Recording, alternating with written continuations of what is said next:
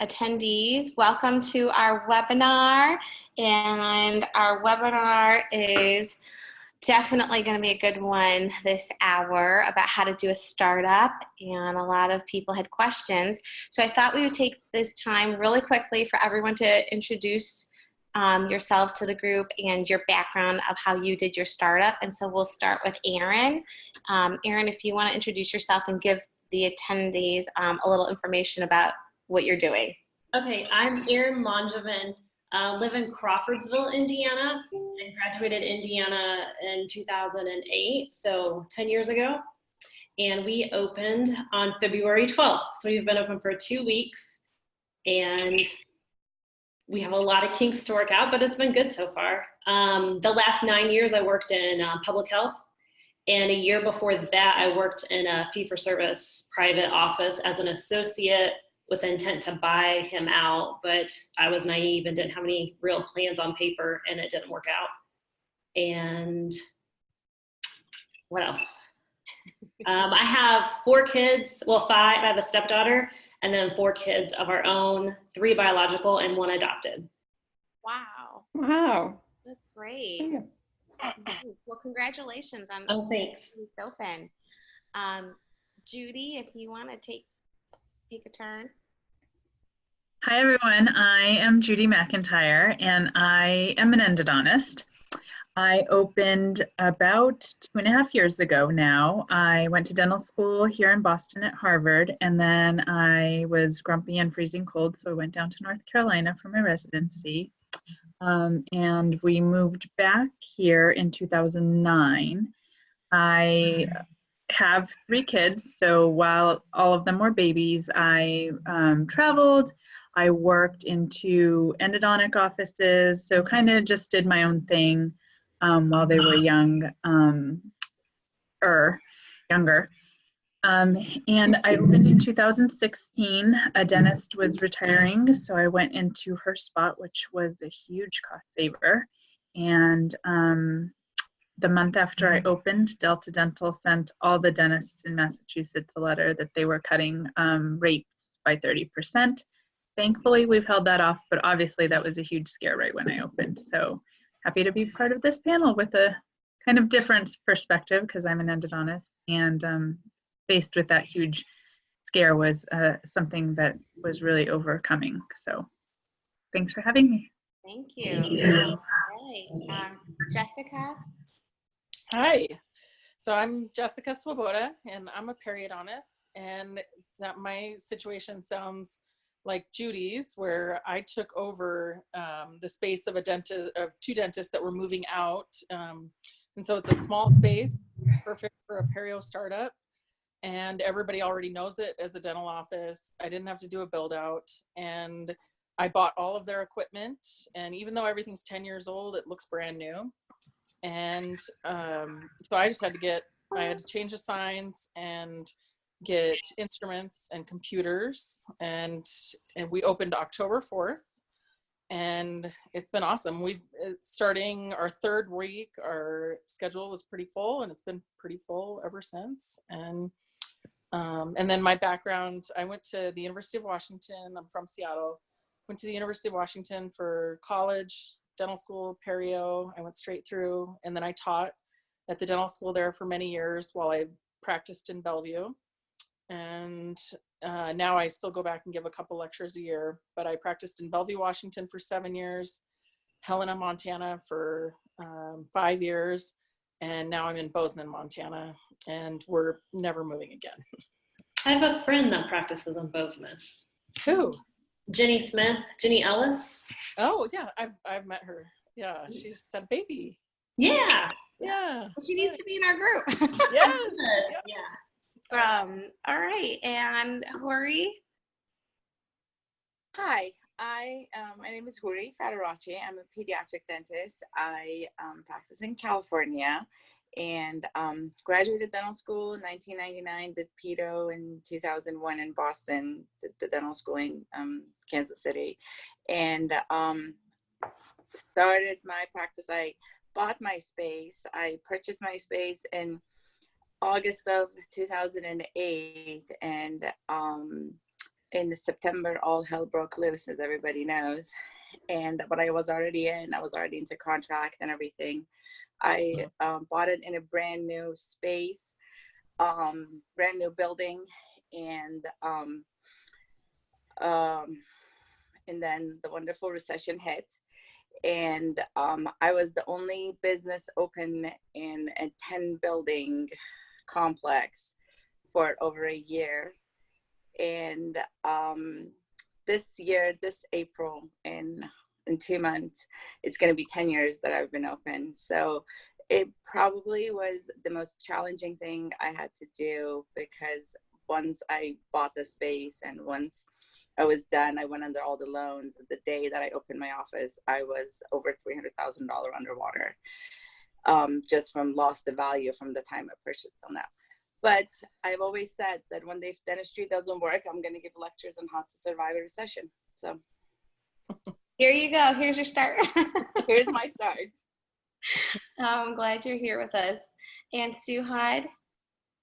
Hi, I'm Suhad Kim. I graduated dental school from University of Detroit Mercy in Michigan in 2003. And then I did a 1-year general practice residency at the VA hospital in Ann Arbor, Michigan, which is where I met my husband, who was a U of M grad, same year. And then after that, we went into public health. And 4 years later, we started up a really from scratch, where we found a space in a small town in southern Michigan, and we started with like 2 operatories, working part-time, and being in the office part-time. Then we started having kids and decided to move somewhere that was better for the kids for activities, and we were far from our families. His family was in Virginia, and my family was 3 hours away in Detroit. And then he got an opportunity to be a director in a public health clinic here in Virginia. And so that's why we moved. And then less than a year into his employment, we found out that they were going underwater and they were not going to be able to pay anybody anything. So we decided to do another scratch startup. And it's been about 4 years in Virginia. Great, thank you. For those of you who don't know my story, I'm also a pediatric dentist, and I started from scratch in 2009. For 4 years prior, worked in many different associateships in Chicago, but also moved to California for a while because of my husband's job, but then moved back. And when I moved back, new construction, new build out, I did that again. I did another build out in 2014, and being in the city of Chicago, I'm in a very saturated area. A lot of people want to be in the city of Chicago, especially in the Midwest states. We're like the hub, and I have to say that it wasn't easy, as everyone here knows. It's not an easy road, but I'm so glad that I did it.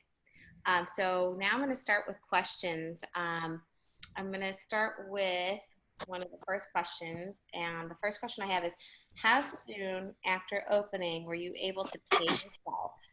Does anybody want to take that on? I'll take it. Okay.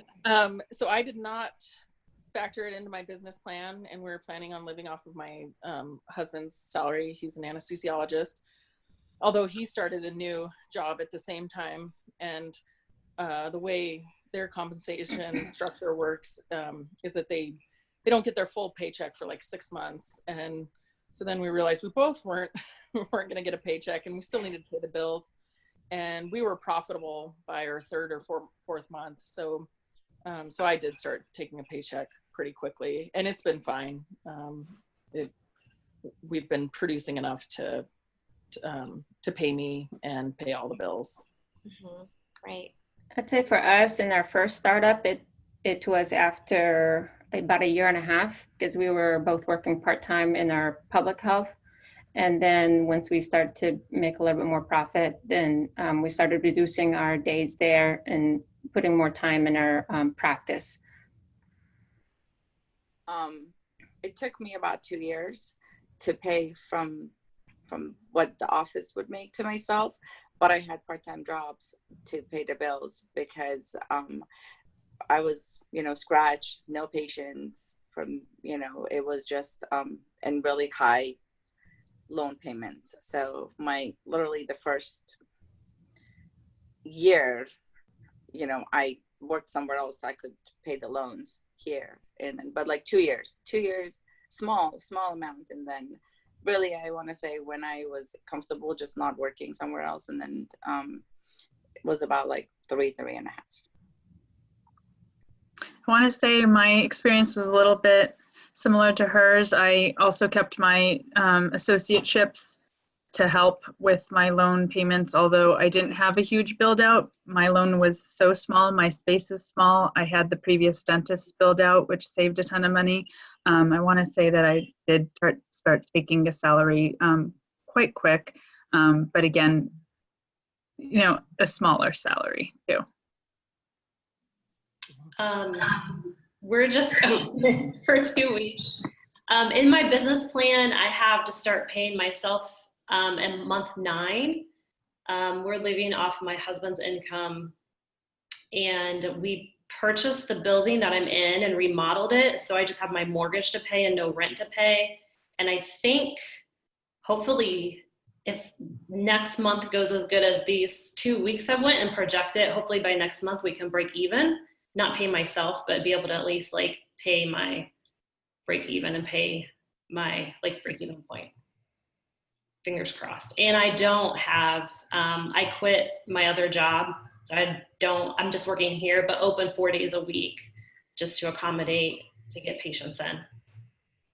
I also kept my old associateship, but it was 90 miles away. And so I did that for a few months, and then winter was coming. And so I got rid of that. But I also work out of a general practice in Big Sky, which is about 40 miles away. It takes about an hour to get there. And I do that once a month. And I gave up my previous job, not only because it's 90 miles away, but also because we needed the extra time in our office too. We started getting busy pretty quickly, and so we needed that time, and we needed to be open and answering the phones and everything. So I do think it's a good idea to have extra income if you can, but now we don't really need it. I have a question here from Melissa Waters. She asked, do you think there's a lot of value in hiring a consultant right off the bat? I'm pedo and looking at hiring a pedo specific consultant for my first startup. Anyone? I didn't hire a consultant, and I didn't either. I didn't either. My loan was actually, my loan actually required me to hire a consultant and have dental specific accountants contractually signed. So that was kind of a bummer. I paid about $2,000 to my consultants for like 20 hours. I think I still have like 15 hours credit because what I really used them for, again, I'm older, so I've already, been in practice for a while. I know my way around insurance and software for the most part. So what I really wanted them for was just little things around setting it up, fee schedules, just little things and training staff that, and again, it was part of my loan. So she always teases me every time I run into her at the Yankee convention, like, you still have hours you need to use up. And I'm like, I know. So that was part of my loan requirement. It depends on where you are in terms of your professional journey personally. I think Grace might be able to add something more pedo specific to that question. Yeah, I startup interviewed consultants, and a lot of the big name consultants were really expensive, and I couldn't afford to pay what they were asking for. And so I did find someone through my accountant. So my accountant at the time was a very dental focused, and they happened to work with someone kind of like a coach to help businesses to start like getting things set up. And so I used this woman just to like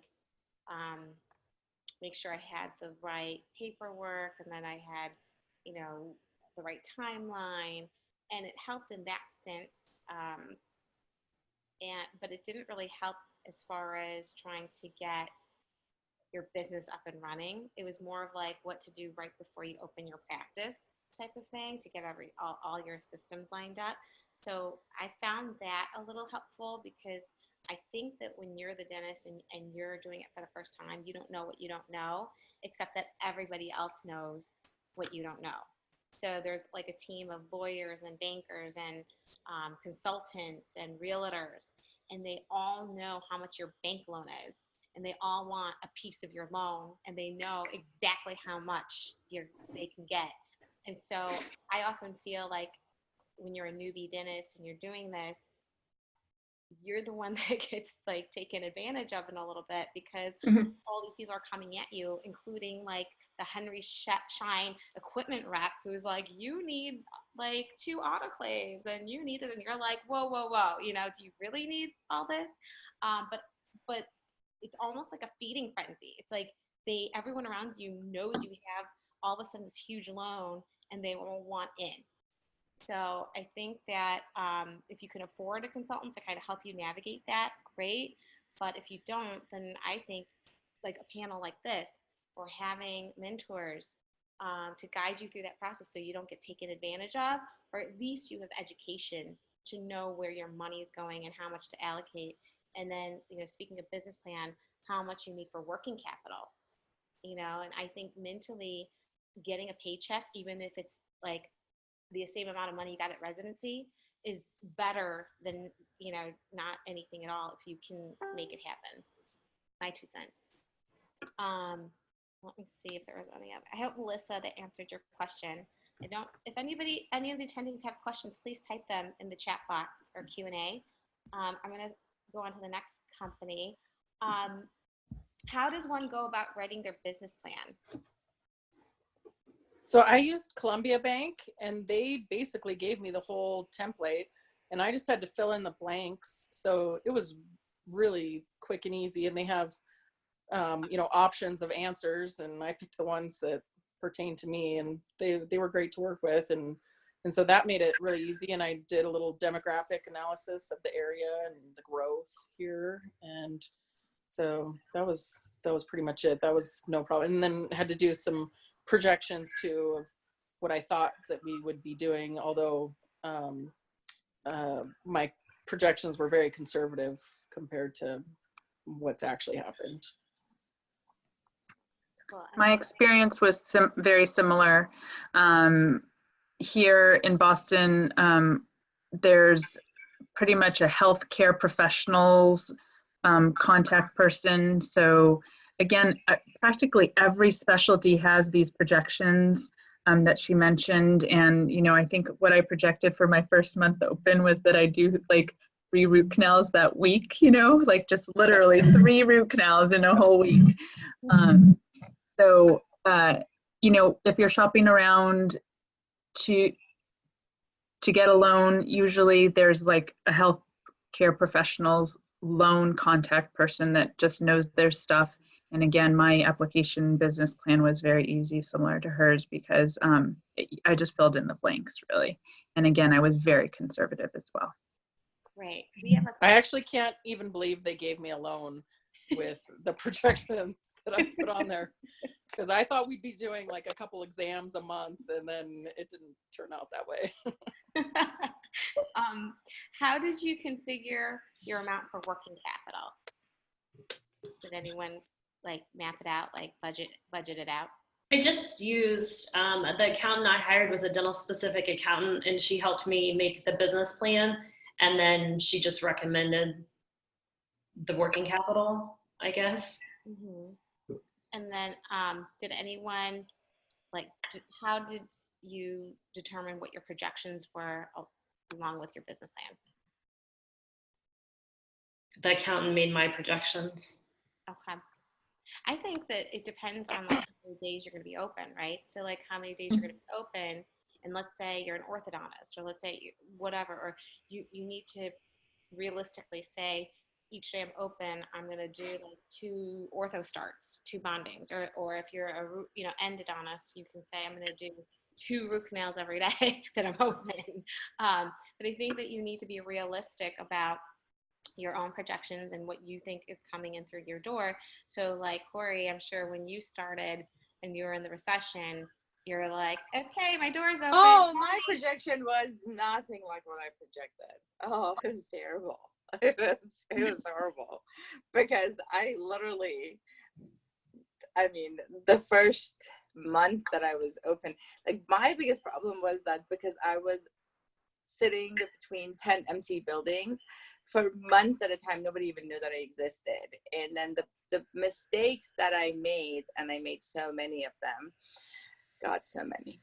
The mistake that I made was that once I purchased the really expensive space, and then once I poured in all the money into building it, and then I really held on to my working capital to just pay off my loan and my payments, because I didn't want to lose that, is that I didn't invest enough into advertising and into, paying for Google ads and things like that, because I simply just didn't have that, I didn't have the revenue to pay for all of that. And I was already, worried that, oh, am I going to be able to make the next, loan payment or not? So, and then, like I said, once I, went under that big of a loan, and then everything happened, because with the way I projected it before, it was this booming economy and everything was going to be wonderful. And there was 10 brand new buildings and it's going to get filled. And it didn't for a very long time. So it was, then I didn't have a really good website, because I didn't want to spend another couple of $1,000 on a website. Then I didn't hire somebody to do a really good logo for me, because I didn't want to spend that. So I relied, my husband helped a lot. He made my logo, made my first new website, made, a lot of that. So I think that has slowed down the process. And, and it doesn't really help that I got pregnant 6 months later. And then I was like, oh, okay, I'll just have a baby, let's just, while this place is building up and all of that, then I'll just go ahead and just focus on this. So it was, I think if I can give an advice to anybody who is starting, is that focus on all aspects of it. Just don't, bring all of that into consideration. And just because you're not where you think you're going to be, doesn't mean that you don't spend the money on the more important things, which is a good website, a good logo, all of that. So yeah, my projection took a very long time to where it's supposed to be. I sometimes feel like I'm still working toward it, but it really took a very long time for me to just kind of stop biting my nails. So but I can imagine. Yeah, it depends on where you are. The projections really, sometimes it becomes irrelevant, because all you have to do is just try and get somebody in the chair and start to work on them. I mean, some days you're really swamped, and some days there's everybody's twirling their thumbs. So, but I agree with you. It's you have to focus on all aspects and not just one. We made a lot of mistakes, and I think if we go back and redo it all over, we do a lot of things differently. Oh, absolutely. I mean, if I can go back and do it again, I would do so many things differently. But I think more than anything else that I would do differently is that I would educate myself. I really feel like the reason that I really found myself where I found myself was that I really blindly trusted a lot of people. I had an agent come and show me the space, and he said, oh, you're the 8th business going in, 4 bought it, 4 is in a 4 is in contract, and then you're the 9th one going in there. Nobody bought anything. So I blindly trusted a lot of people without it was just being I mean, I don't really know. Part of it is just being naive, part of it being a rookie, part of it, whatever it was, it's just, I think if I can give one advice to anybody who wants to do a startup, is that educate yourself on everything and every aspect of whatever, every single dollar that you want to spend.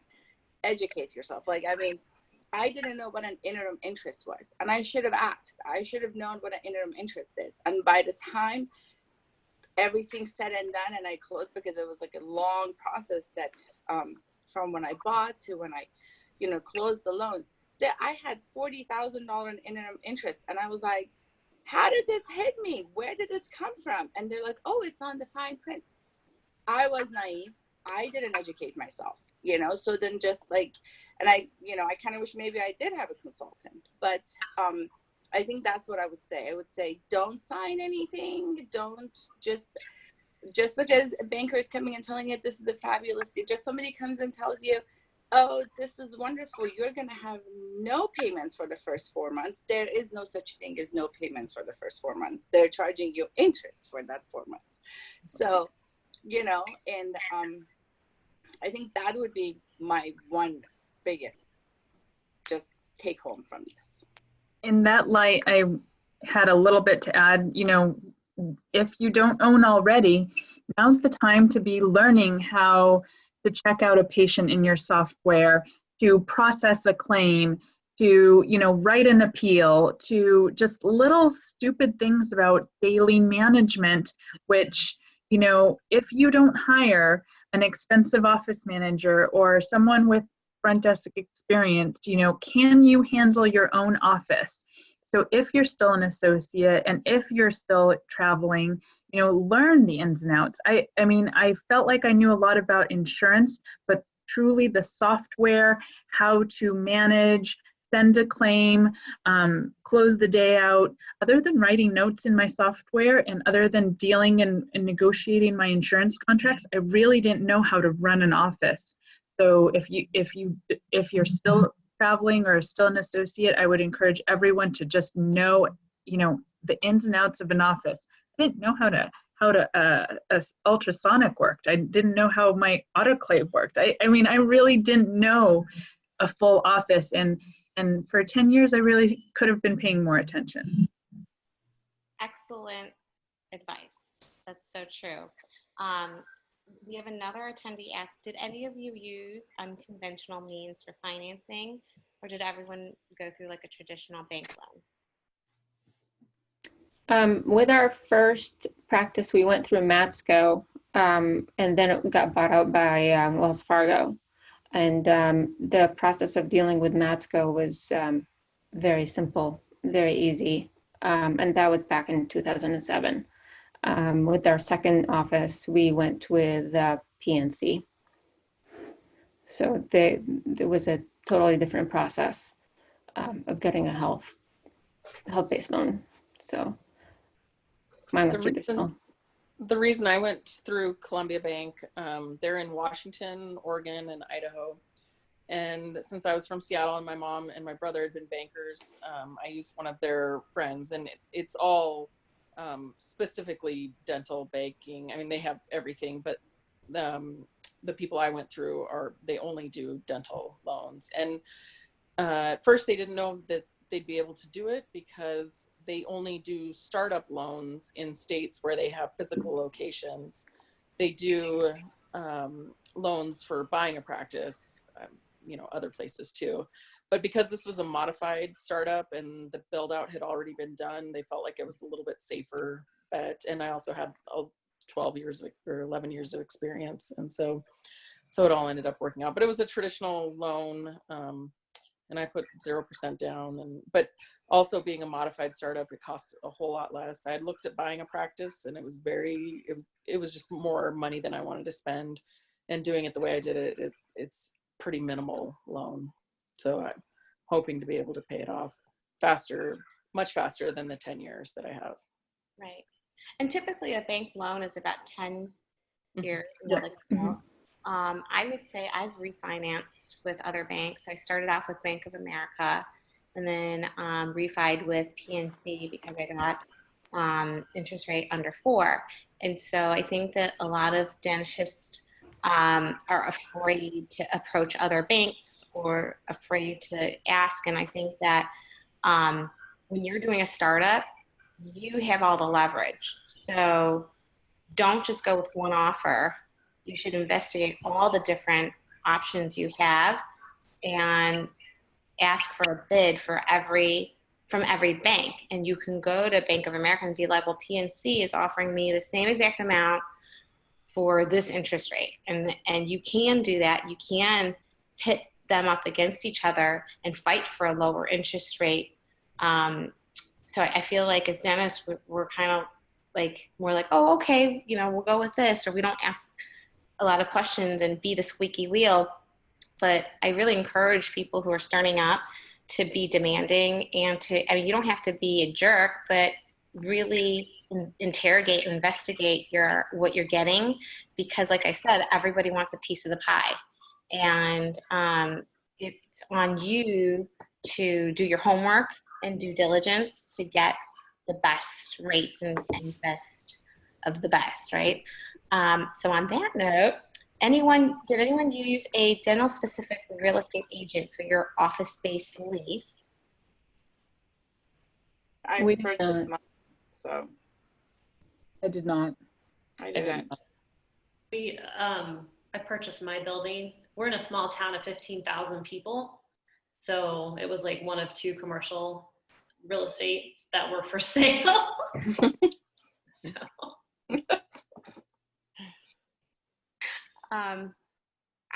I actually used someone that was dental specific, and she was like my little pit bull. And, when we went to look for spaces, she definitely asked, all the right questions about like plumbing and how to, rip the floors open and is water included and all this stuff. So for me, I thought it was helpful to have a dental specific realtor.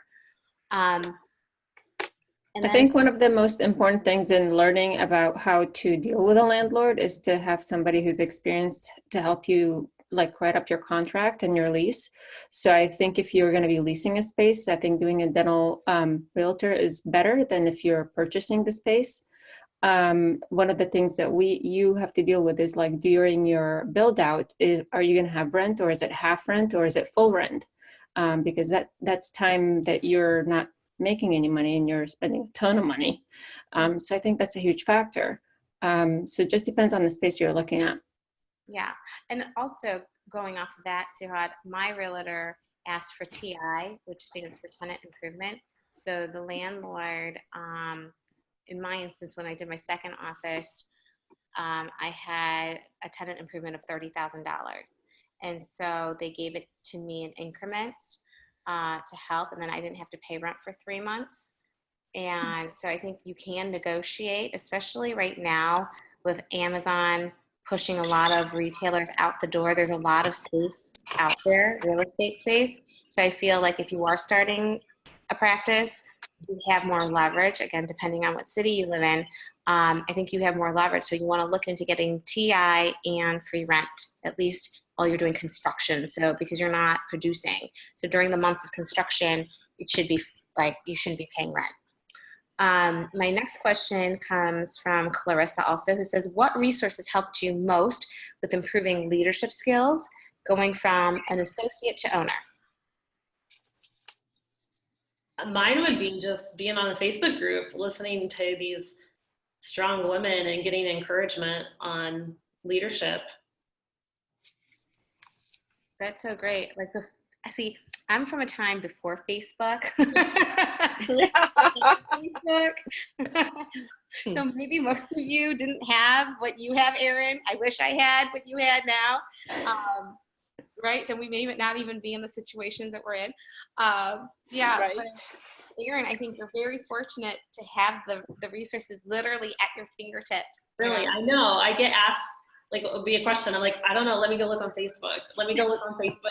Because I can find, like when the day we opened, I typed in here a problem with Delta Dental. I didn't know what, and everybody will respond. Or you can just, my staff now even says that. They're like, can you go ask your mommy group? Because so I'm like, if I have I was like, we just added TVs to the office and I had the headphones. And then I was like, oh, this is gross. What are we going to do with these headphones? And then we're doing, ask your mommy groups, what are they covered with? So like they even, I mean, she is right though. You're very lucky to have that. I mean, we were before the, social media time. And I think a lot of it, you live and you learn kind of a thing. I mean, I personally just learned a lot from my mistakes, and then from like, you know, just how to do things differently. It's like, oh, doesn't work this way. Okay, we're just gonna do it differently. And but that was my resource. That is funny. So my resource were my mentors. So like the people that I worked for as an associate. And I honestly, in my opinion, don't shoot me. I think when you're like graduating dental school, I really, really think you should associate or have a residency for at least 1 year. Oh, and absolutely. like for some reason, Absolutely. like I read on Facebook, like, oh, I just graduated, I'm going to open up my own practice now. And I'm kind of like, good luck. God, no. Yeah, I mean, the leadership skills that I learned are from all the mentors that I had working for them, at least for me. I don't know about you guys. I think one of the things that was advantageous to work in public health right after the residency was the clinic I worked at offered loan repayment. And that did not pay off my loans because I only was able to get loan repayment approved for 2 years of working there full time. But it took a good chunk out of it, and I'm still paying off my student loans. I think I'll pay them off until the day I die. But I think if I were to do it all over again, I would stay in the public health because it helped me work on my speed. It helped improve a lot of my confidence in a lot of the skills, and helps you deal with people, the toughest people you can probably deal with. And it helps you pay off your loans if you're able to qualify. So if you decide to do a startup, you don't have that burden of the student loans on you on top of your business loan and your construction loan and all that stuff. So that would be my advice. Good advice. My mentors have definitely been the 2 practices that I worked at before. And if I have any questions, I always just call them, and they've always got good advice for me. For sure. That's why I feel like everyone needs to go get a solid mentor. Yeah. You know? Somehow, somewhere in your own town. I think proximity is nice. But it really helps to have someone that you can, like a trusted advisor that you can trust. So one person asked, at what point in your startup planning did you hire an attorney, and for what purpose? I had an attorney review all the contracts, like the lease and the buying the equipment and the purchase sale, or all that stuff. I had an attorney review everything before I signed it. Got myself in $5,000 of lease negotiations, and my birthday present to myself was to walk away from that first building, and I'm so glad I did. That was a huge attorney bill, and then that same attorney reviewed my current, lease agreement. And I will say it was tricky because I gave clear instructions on the lease negotiation. I didn't want any other dentists in the building because I'm a specialist, and sometimes other referring dentists just kind of can get a little funny about, oh, there's a dentist right next door to that specialist, like I'm not going to send to her. I mean, just silly things like that will go through specialist heads. So I wanted that, and he promised me he'd give me that. This is in the building that I did not end up in.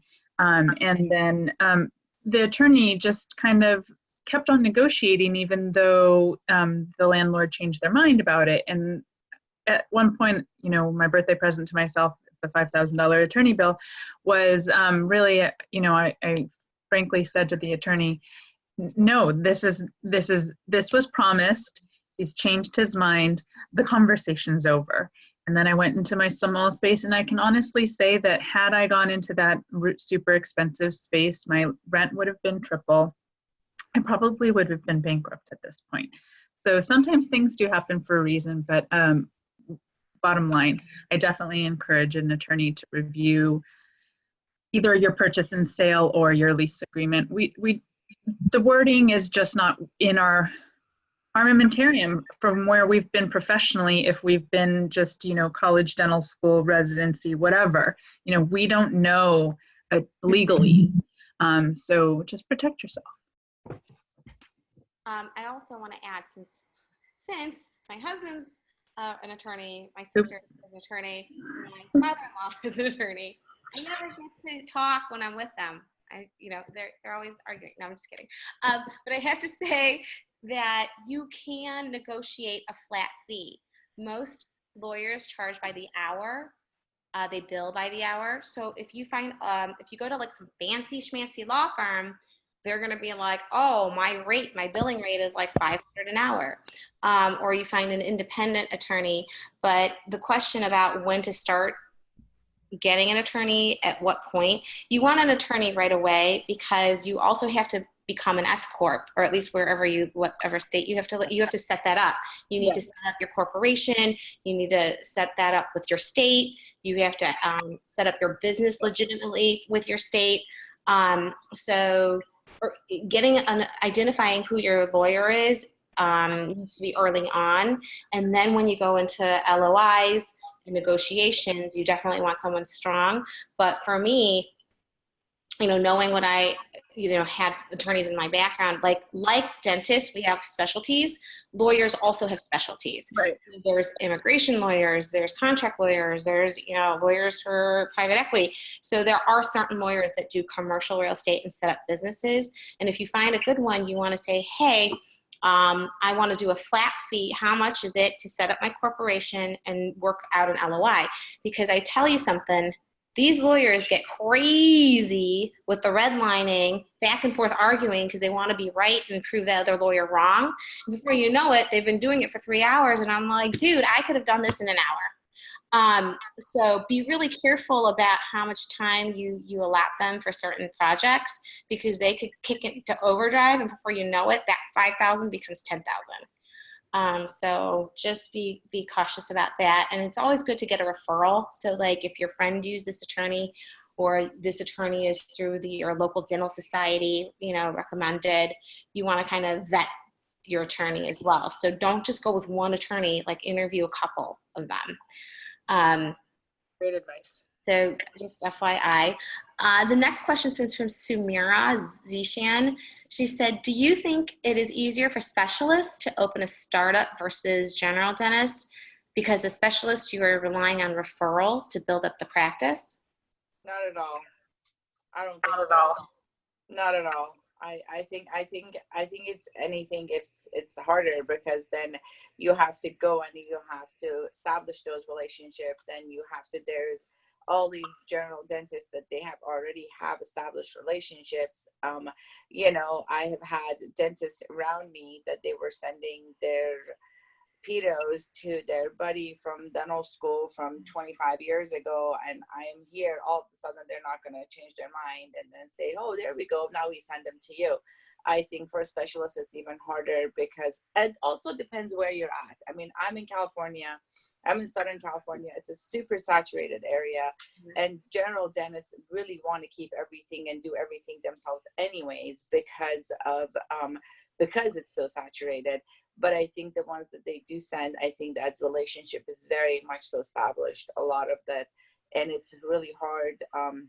It's not really hard, but it takes time. It takes time to go in and then build in those relationships, because there's some very much so existing ones that, I mean, for example, right now I have very established existing relationship with about like 2-3 orthodontists in my area.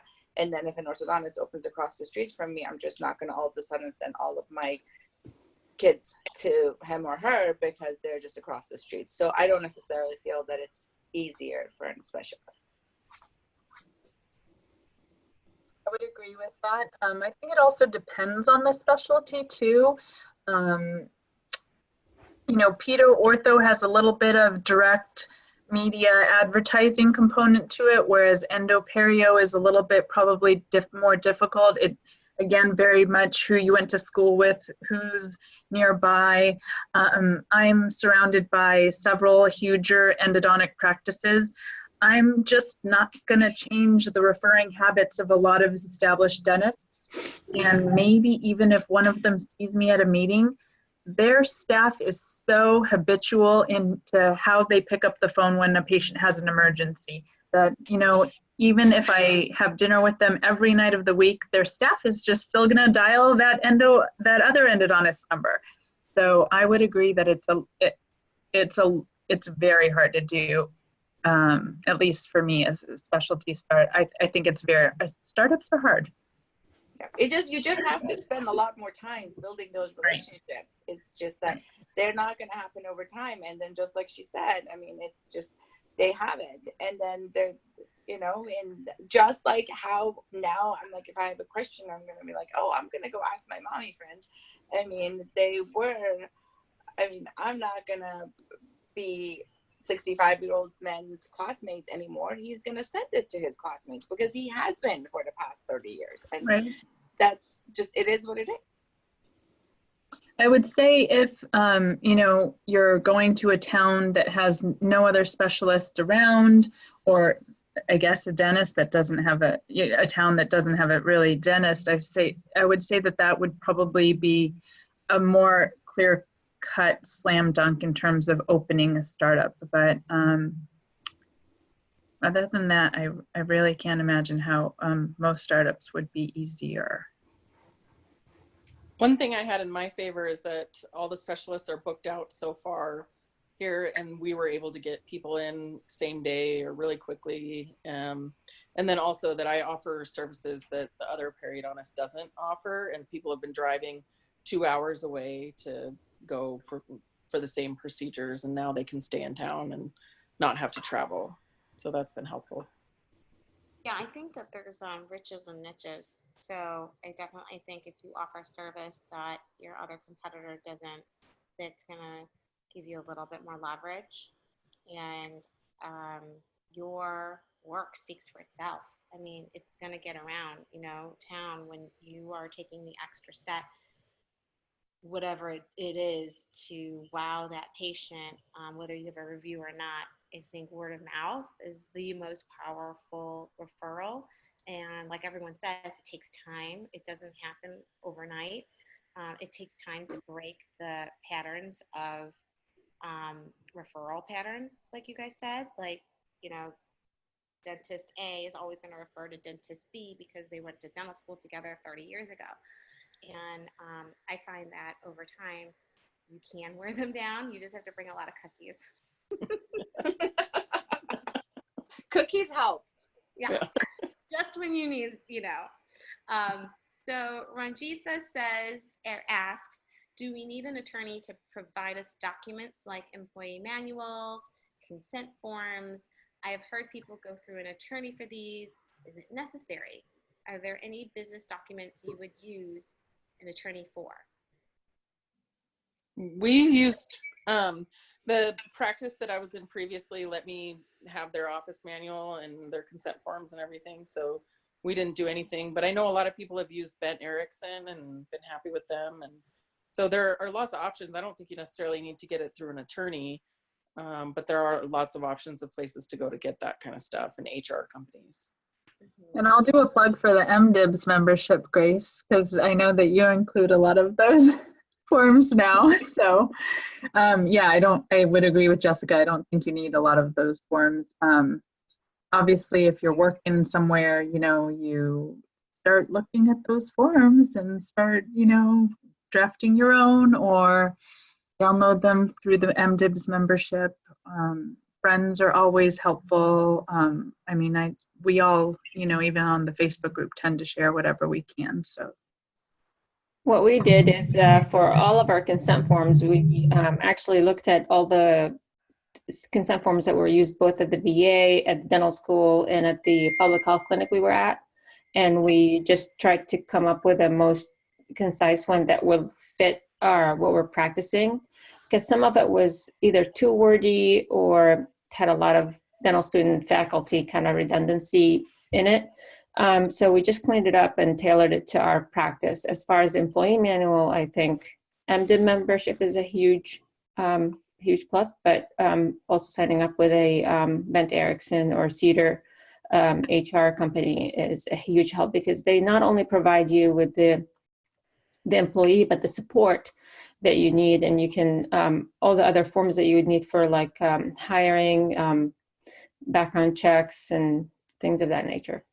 So I am going to do a shameless plug now, since you guys are plugging away. So yeah, so with the MDIBS membership, we do have the forums, but like Sue had said, we are having with Cedar Solutions, we've formed like an affiliate partnership where they're going to offer some discount to our MDIBS paid members.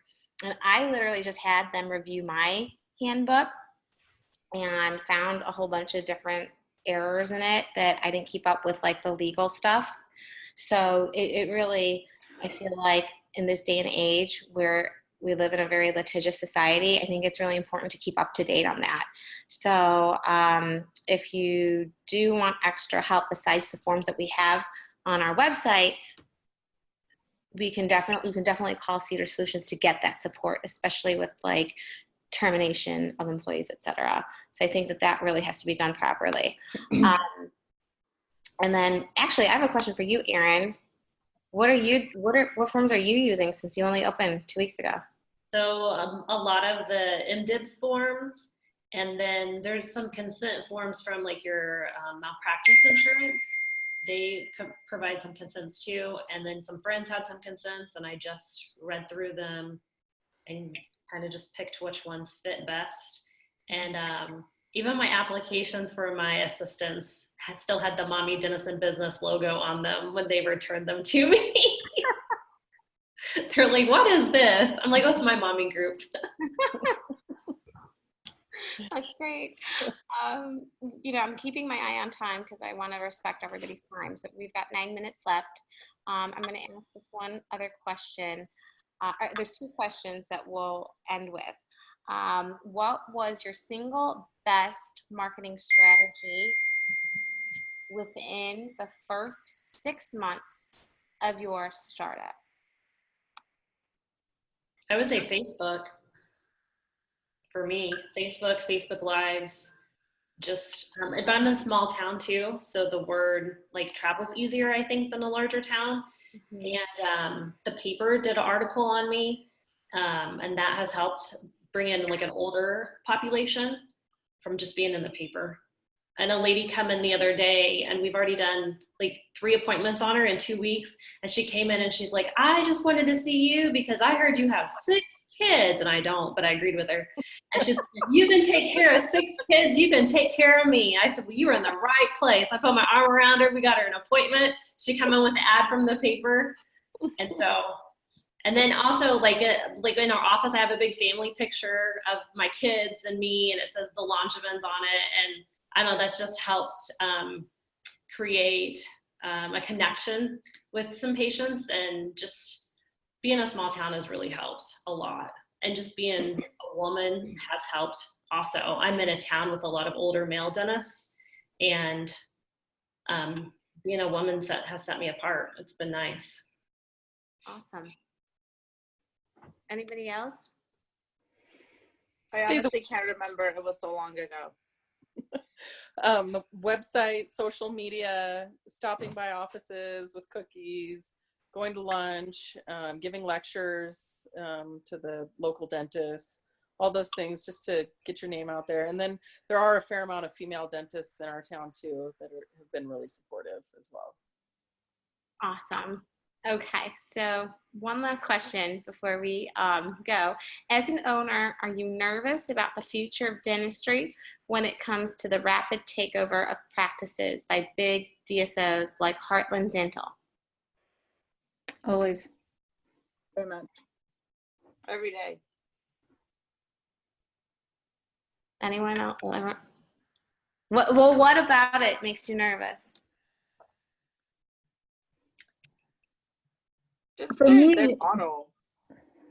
Yeah, I mean, I think it's, for me as a specialist, is what I see when my, beloved friends and family members, less family members because of me, but, neighbors, friends will choose whoever's in network provider or that big DSO. And then, they're asking me for advice on why X, Y, and Z is wrong, or they're abscessed, or, you just see, unfortunately, the effects of rushing, and I'm not saying that this is all in, but generally here, okay, don't email me, generally here, these big DSOs, you just can't run a profitable business with that model and not cut corners generally. So, unfortunately, I have an attorney somewhere behind me. It's just sad when you see it happen to neighbors, and then all of a sudden, you're called in and sometimes you can't help, you can't help in certain situations. So I think that's hard. I mean, trust me, it's tempting not to sell out to somebody who will take a lot of my worries away. But just, I know I have to stay strong, providing the level of care that, I want. And that's why I did it. We're all fee for service right now, and I would love to keep it that way forever. But I don't know what the future holds. If somebody opened up next door and took every insurance, that would probably change our situation. So we'll just have to wait and see.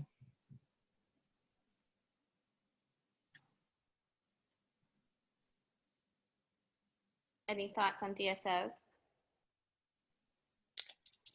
No.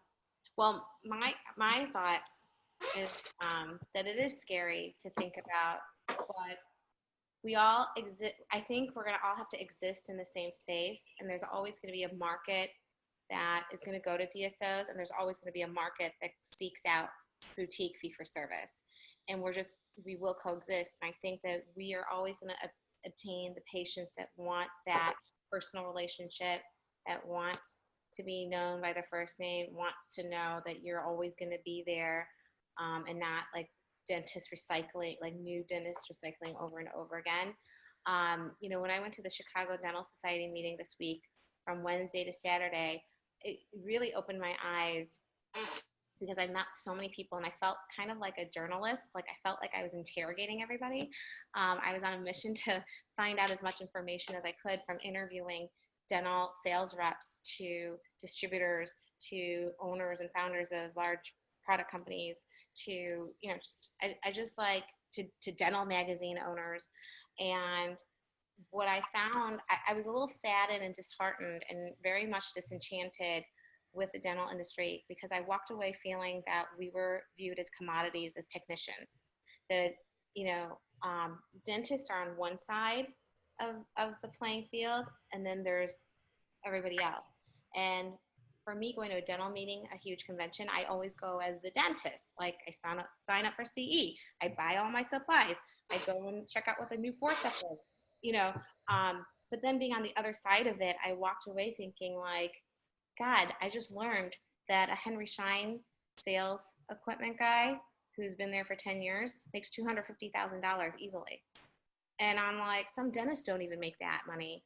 And, then there's these like DSOs that churn out dentists, and they don't really care about your service level. Like you graduated, you passed your board, okay, work here. It's like, dude, how to just not kill someone. You know what I mean? Like, so they kind of view doctors as commodities, as people that are replaceable. And yeah, I get it. It's a business and it's a business model, and everyone's replaceable, including the dentist. But I think that we all need to stand our ground and not be taken advantage of. And then I learned that even dental speakers, they get paid pennies compared to what these global companies make. It's like, oh, you get paid $6,000 for the day, but hey, you could have made that in your practice. But listen, you just stood up at the podium addressing 300 doctors in the room, and now that you're sharing your technique, those 300 doctors are all going to order exactly what you use, and you just made these companies $1 bajillion. Like I was the Ask the Expert at the booth this weekend for SDF, and I did it as a favor to fill in for somebody, because by no means am I an expert. But I tried to be. I was like, I play one on TV. Everyone's like, you're the expert. I'm like, I'm trying. I guess I am today. But I did the best that I could, answering questions about what I know. But what I learned and I saw, and I sat there Saturday from 9 to 3, there were at least 30 people that came in, and Saturday was considered a slow day. The lowest price of sale was $300. So I'm like, they spent at least $300. And I'm just like, oh, 30 people just walked away spending $300 each. Imagine what it would be like on a busy day. And that's not even to mention the people didn't come to the booth. They just ordered, online. So, it was just such a huge wake-up call for me that if you ever desire to be a speaker or, just to know that these people are making so much money off of us. And then these dental insurance companies, Delta Dental, they're making so much money off of us. I was just going to relay that. Yeah. So like I said, right the month after I opened, we were faced with the 30% cut from this insurance company. And when you think about it, we're the providers, just like Grace is saying. They have no business without us. We're the providers. And yet everybody kind of shook in their boots and signed and agreed for this cut. And it's just so sad that, we're willing to kind of roll over on something that is our profession and our livelihood and our future. But I'll go start ranting. So. Well, I know. I just hope that we'll mobilize somehow, because if anyone deserves to get more money, it's us. We are the doctors. We went to school. We shed blood, sweat, and tears. We are doing by right what's best for our patients. We take the liability. We take the liability. We are so regulated, but who's regulating the dental industries? Like who, and I know that there was a huge lawsuit with, price fixing and all that with the three really big, large distributors. But, I just got pissed off. This week really pissed me off because it really opened my eyes. And there are doctors walking around like, oh, I'm $1 million practice. And I'm like, dude, you're nothing compared to these guys that are making billions of dollars off of you, and it's like, yeah, you might be $1 million practice, but how much your profit are you really making? But I'm just, ranting now, but I just think that as doctors, we really need to stand our ground. And if you're fee for service, stay fee for service. Don't give I hope in. so. Girl, I'm jealous. I just need 25 more years of fee for service. We'll be good. We can do I'll take a day of fee for service. Yeah. Okay, well, on that note, I'll take a day of that. thank you guys so much for being here, for being part of the panel. Attendees, I hope you got the information that you needed. Sorry if we didn't get to your questions. But real quick, before we get off, if anybody wants to reach you guys, what's the best way? Just Facebook? Facebook messaging, Messenger. Perfect. All right. Yeah, Good night. Facebook. See you on Same. Facebook. Bye. Thanks, Grace. Bye. Bye. Thank you, Grace. You're welcome. Thank you.